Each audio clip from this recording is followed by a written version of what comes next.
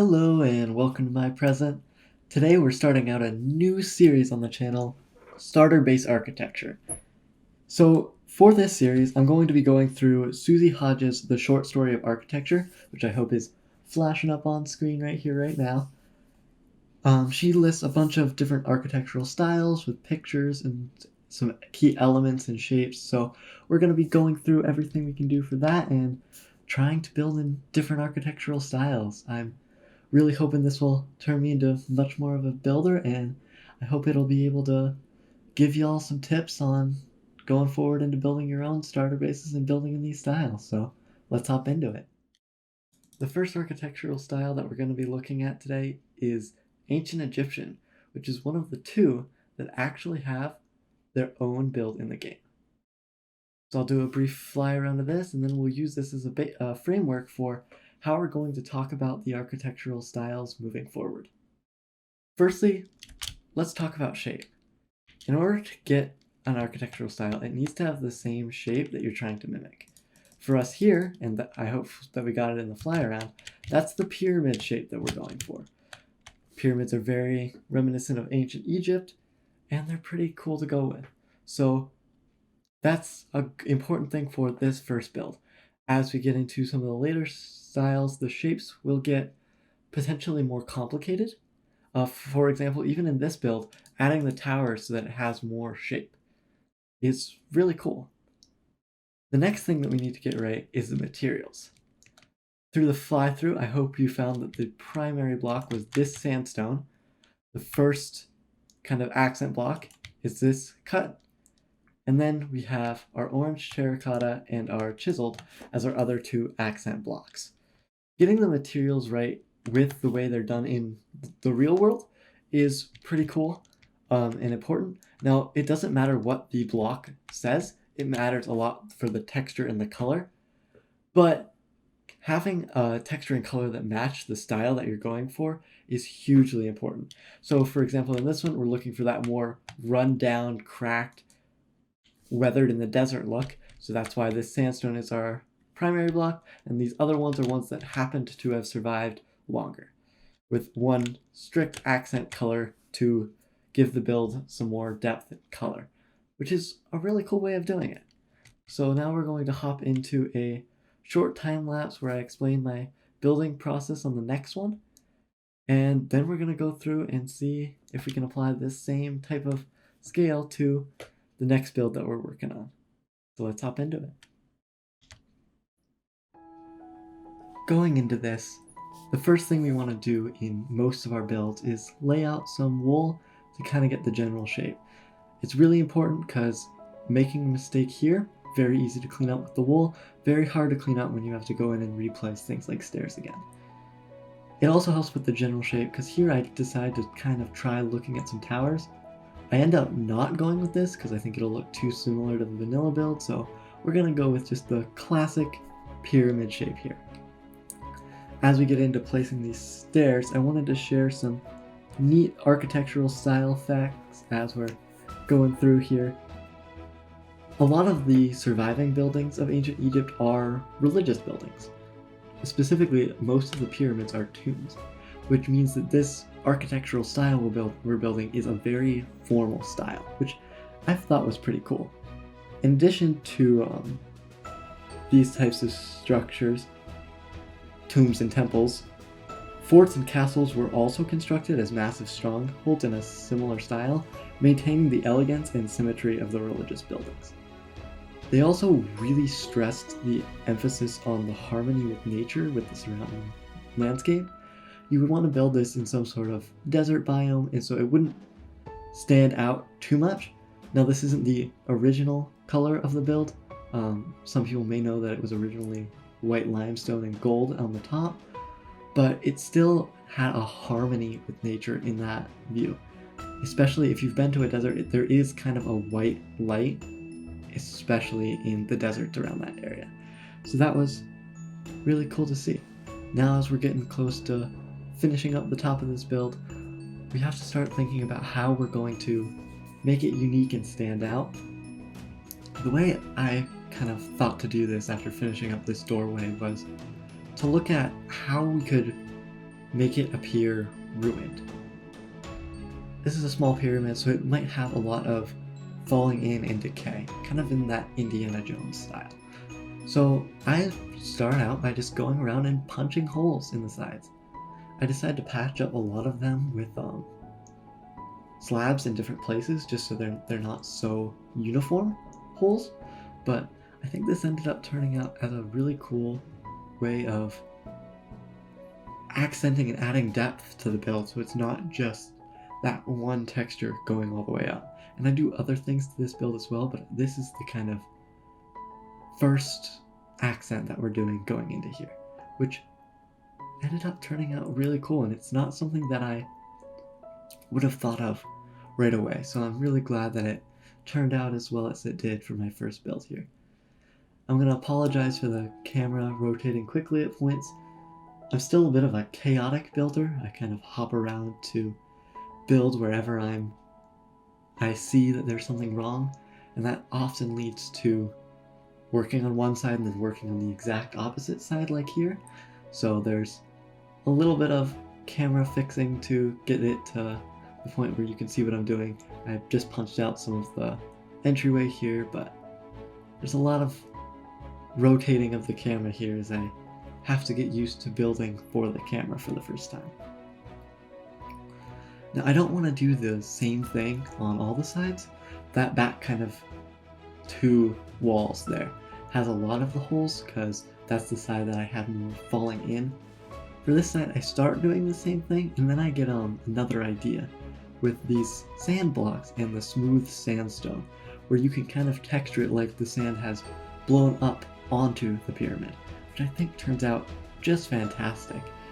And as I kind of see how well I like this and how well this turned out, and I mound some more of the smooth sandstone and eventually even some sand over the top of it, I decided to go through and texture some more of the pyramid with that smooth sandstone stair and some of the other stairs as well, just to kind of break up this, I don't really want to call it cobbled sandstone, but it does have that kind of cobbled texture. So I wanted to go through and break up some of that around the build so it's not just one texture throughout.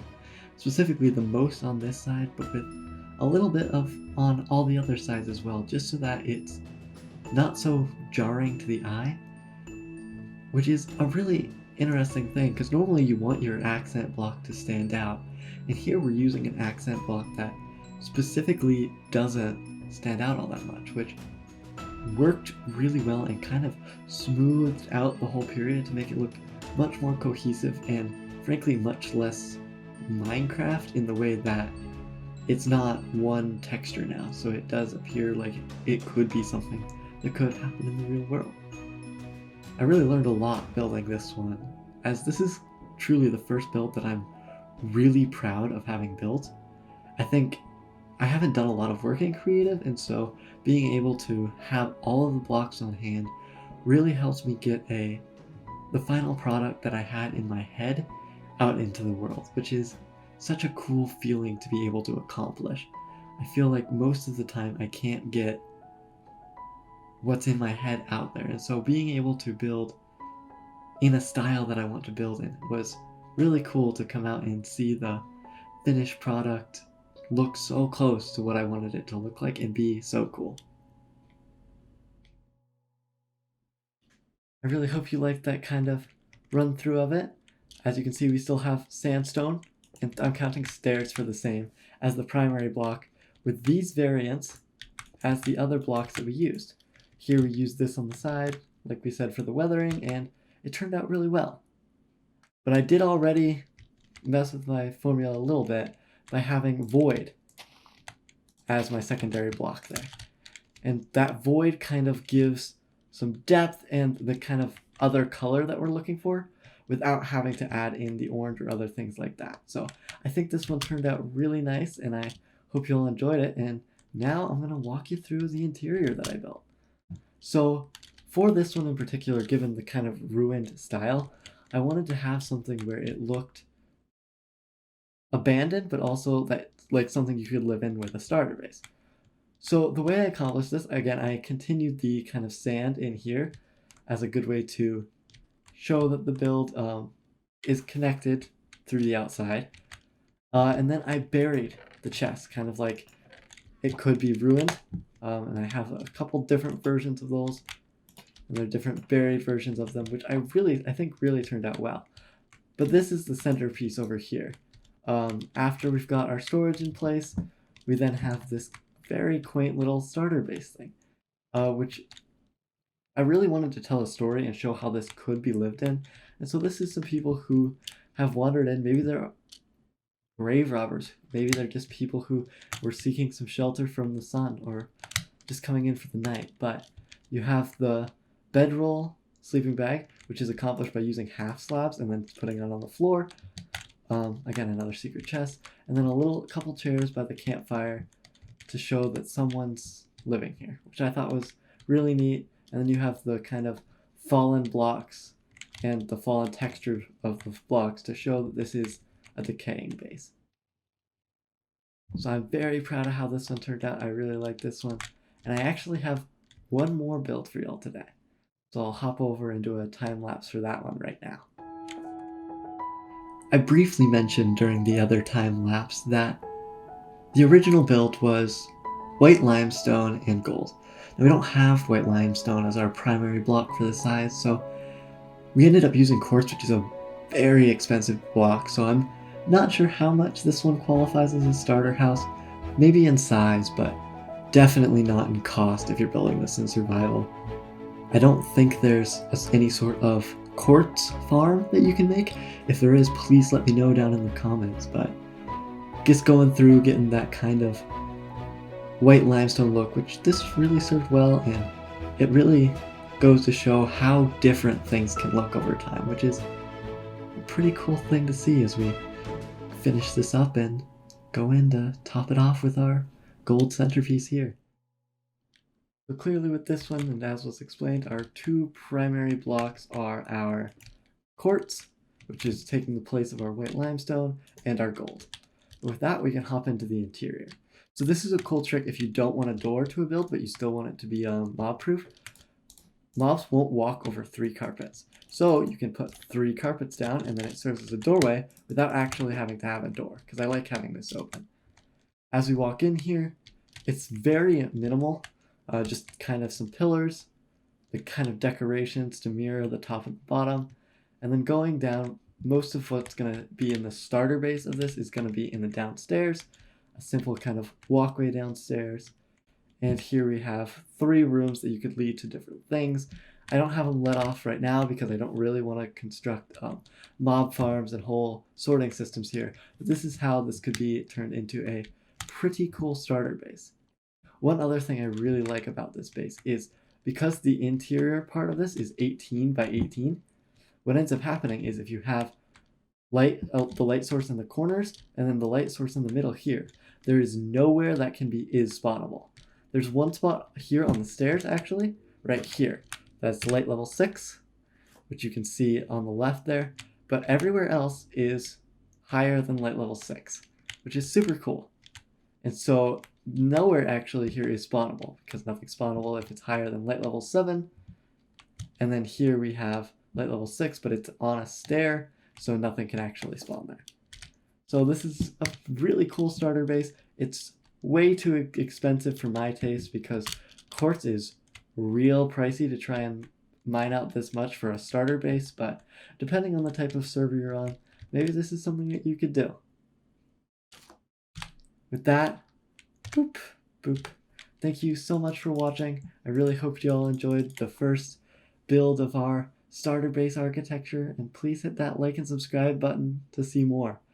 Next week, we're going to be hopping into the next architectural style that actually has a vanilla Minecraft equivalent. So very excited to get into that, and I hope to see y'all there.